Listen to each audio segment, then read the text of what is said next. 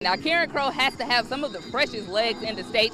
This team had the luxury of having a 2-week bye, and although I'm sure they don't consider it a break, they were able to take things slow and ride out on cruise control. The first few minutes of the SEC championship game looks promising for LSU. Missed opportunities bit them early and in bizarre fashion. Check out this one. Play number 3 is St. Martinville over Kaplan.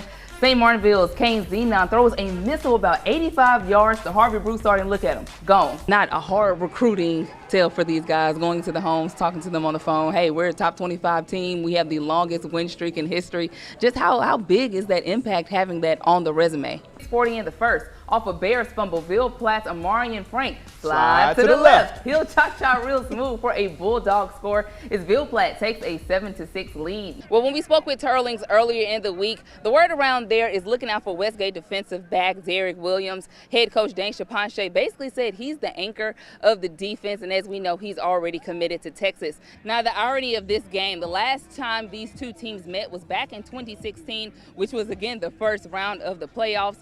Erath would knock off Eunice to move on and lose to West Feliciana in the second round, but the bracket guys said, let's run that back turbo. The winner of tonight will see West Feliciana. Now let's focus on the Saints offense for a minute. Hanging on by a thread, or better yet, the foot of kicker Will Lutz, who would go 4 for 4 like Wendy's, keeping the Bengals at bay, but obviously still within striking distance. French Mimosa game between Tennessee and LSU was a sold-out crowd, but given the performance from the Tigers, the glass, or maybe even the pitcher, was half full as fans began to leave in the third quarter, with the Vols being up 37-7.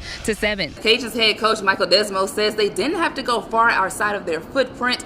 We're a successful signing class of 22 total, including 9 from the state, and the biggest emphasis was up front in the trenches. Now, Turlings is a school that can score via air or even on the ground with their many offensive weapons. Chapanche says he's been impressed with the offensive balance, that same balance that's allowed them to average about 35 points per game this season.